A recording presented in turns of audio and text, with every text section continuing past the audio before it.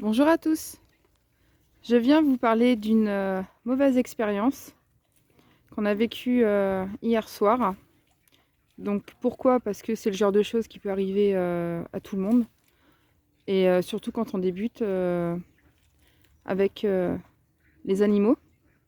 Donc nous, ça fait 3 ans maintenant. En 3 ans, on a eu la chance qu'il ne nous soit jamais rien arrivé. Mais là, cette année, pas de chance quoi. C'était l'année de trop.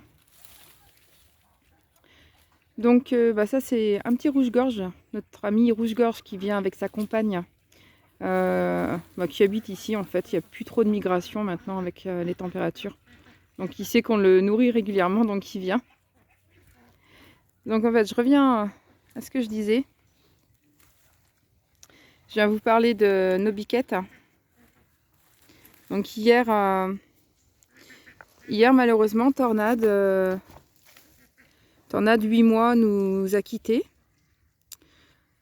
Donc elle a été prise d'une forte diarrhée et on l'a retrouvée complètement abattue, allongée dans le terrain.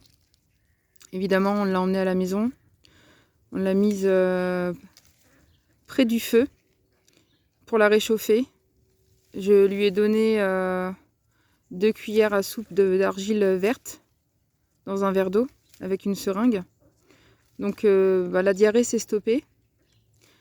Ensuite, elle a commencé à se porter, à s'asseoir en fait, à se porter, à se redresser.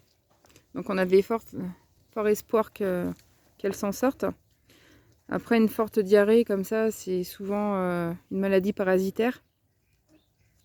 En tout cas, c'est ce que j'ai soupçonné.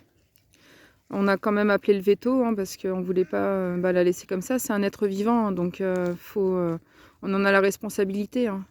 On peut pas la laisser, on peut pas laisser nos animaux mourir comme ça sauvagement. Après, donc le veto est venu. Elle a regardé. Elle nous a dit c'est du parasitisme. Donc rien de bien nouveau. Et par contre, elle est fortement déshydratée. Donc elle était déshydratée à 60%. Donc moi, c'était ma crainte parce que sachant qu'elle est restée allongée une bonne partie de l'après-midi, je me suis dit, bon, elle n'a pas dû boire ni manger, donc à mon avis. Donc évidemment, avant ça, on lui avait apporté de l'eau et c'est vrai qu'elle s'était jetée sur l'eau, quoi.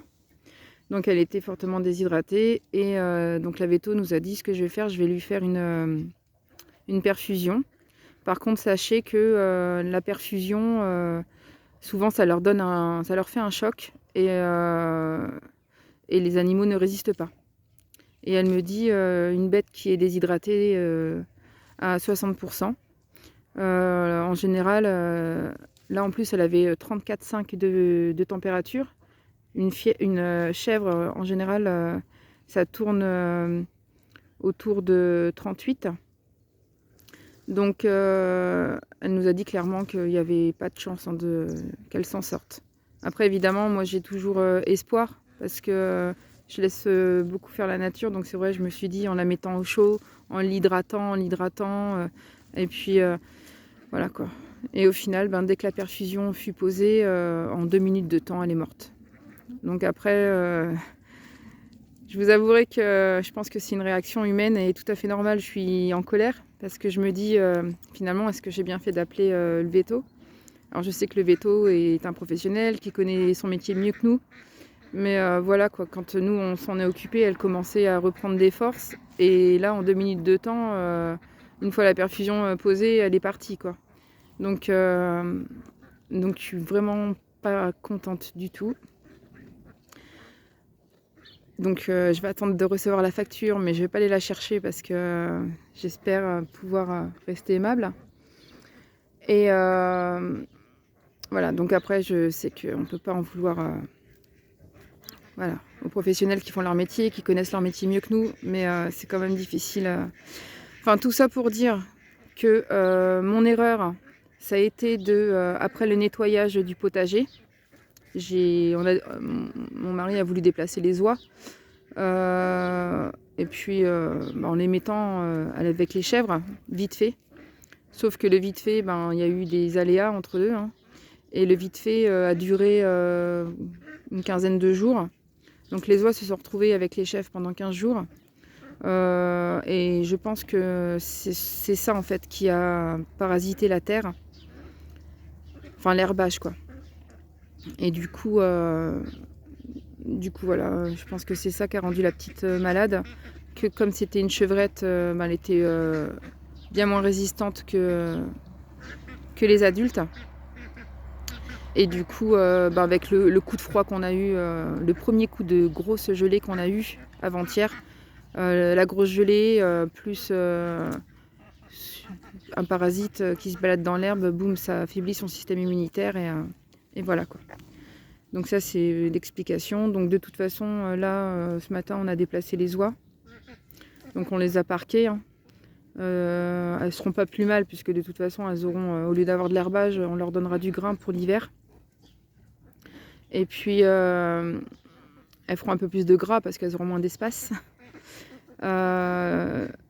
Et là, on va vermifuger avec un autre produit cette fois-ci. Donc, c'est du Panacur. Si je dis pas de bêtises, corrigez-moi. Donc, nous, on donnait du Vécoxan pensant que c'était un vermifuge parce qu'on a suivi les conseils de l'éleveuse. Alors que le Vécoxan, c'est uniquement pour la coccidiose, enfin tout ce qui est coccidie. Et c'est pas du tout un vermifuge en fait. Donc là, le Panacur, on va pouvoir les vermifuger. Et puis voilà quoi.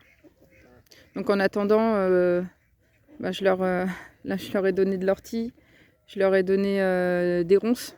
Donc les ronces, c'est les fameuses ronces qui traînaient dans le potager qui nous embêtaient. Je leur donne l'ortie qui est présente au pied des framboisiers aussi. En plus, c'est de l'ortie fraîche, des petites pousses bien fraîches. Donc elles aiment beaucoup ça. Et puis parce que la ortie, c'est très très riche, hein. Et je voudrais vraiment leur donner un apport supplémentaire. Et je vais aussi leur donner des vitamines. Quoi qu'il en soit, Tornade va nous manquer. C'est malheureusement la dure réalité de la vie à la ferme. Comme on dit, on apprend de nos erreurs. Dans ce cas, malheureusement. Et puis, pour dire que élever des animaux, ça ne s'invente pas. Il faut vraiment... il y a beaucoup de choses à apprendre. Et de manière à ne pas faire d'erreurs, à les protéger. Et à en avoir la responsabilité. Donc surtout, si vous pouvez me faire un retour d'expérience vous-même, eh bien n'hésitez pas à me laisser un message dans les commentaires. Likez, partagez et je vous dis à bientôt. Ciao, ciao!